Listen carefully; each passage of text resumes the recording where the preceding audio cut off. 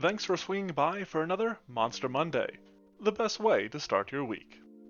We're returning to the wild world of Horizon Zero Dawn once more to take a look at the chrome-coated cat dog, the Ravager. Ravage, eject.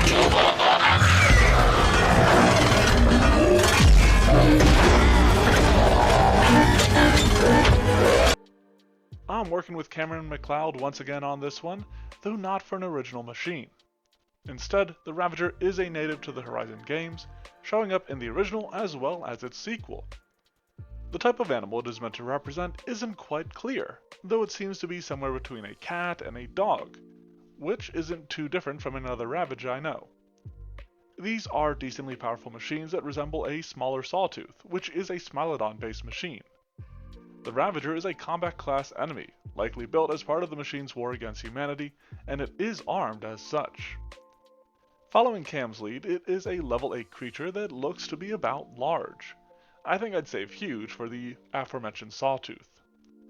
Like the other creatures from the series that I've already built, it has the construct, robot, and tech traits to it, which afford it a range of innate defenses.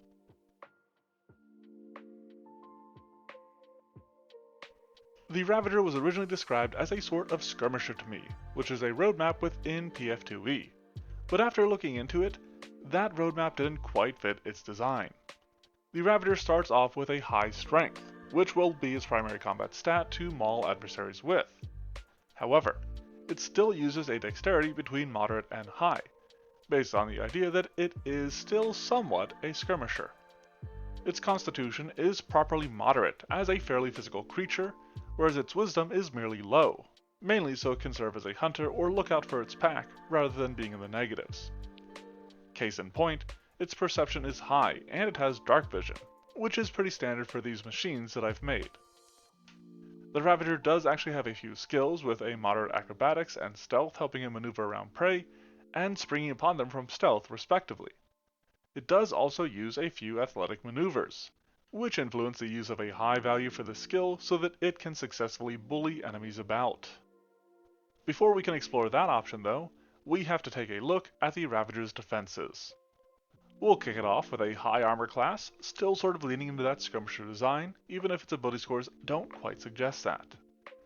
This goes along with a pool of hit points in between moderate and high, which might actually seem a bit much given the innate immunities the Ravager gains as a construct. It has some resistances on top of that, but also has a pair of weaknesses that the players can hopefully exploit. And if they can't, they can always target the Ravager's components at an extreme AC. Most of these disable specific abilities except for the coolant canister, which can be detonated to deal limited use area damage at a high DC. Naturally, this cuts through the Ravager's resistance, and it also gets a degree of success worse, so it's a good way to get some damage on this beast. However, it's worth keeping in mind that it still has a high reflex save. It only needs a 7 to roll a success on this particular save, though that would then become a failure. It also has a moderate fortitude and a low will save, keeping in line with its constitution and wisdom ability scores. Cam often includes some magic resistance in these creatures, which usually manifests as a bonus on saving throws against magic in Pathfinder, but I don't personally think it's entirely necessary for their design to work within the system. That brings us to the Ravager's offenses, which are simple, sweet, and straightforward. Both its claws and jaws have a moderate attack bonus, with the former also featuring the agile trait, resembling the lion's own attacks at first glance. These claws deal moderate damage and include the knockdown ability, which is based on Cam's 5e pounce ability that allows the Ravager to move, hit with a claw, and potentially knock prey prone into a perilous position. Its jaws lack this trait and extra ability, so instead deal high damage, ensuring that our Ravager has a bite far, far worse than its bark. With that though, we have covered the basics of its offenses, so let's get into looking at its abilities.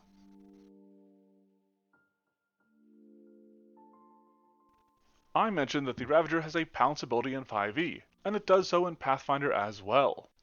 Pounce is a pretty standard effect among monsters in 2e, and is a massive action compression effect that combines a stride and a strike without having the flourish trait.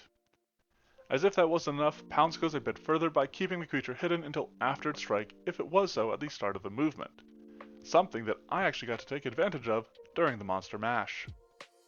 Pounce is a core component of the Ravager's identity as a skirmisher, but I sought to further encapsulate that idea with the inclusion of Hunt Down.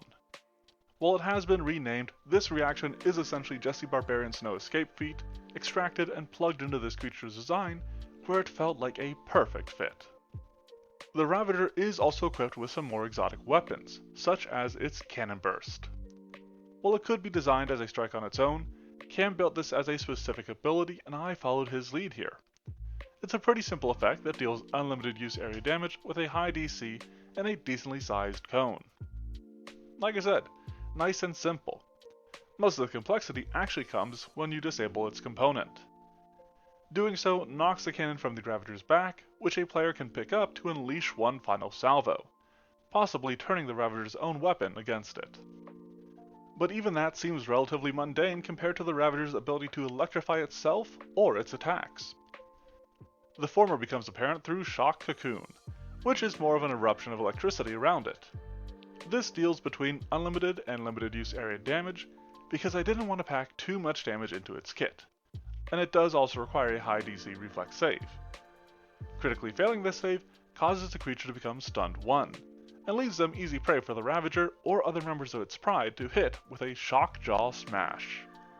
This is of course the Ravager's other electricity-based power, which functions similarly to a Vicious Swing in that it requires 2 actions and enhances the Ravager's damage.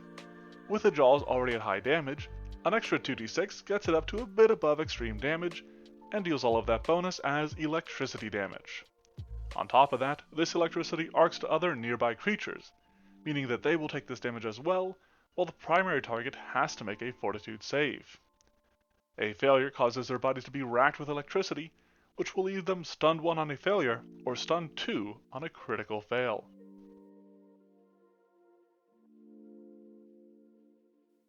That completes the coverage of our Cat Canine combo. This sinister cybernetic stalker sneaks into a superior spot before springing on unsuspecting soldiers and such, or sending a sweeping salvo of shrapnel into the scene with shocking severity.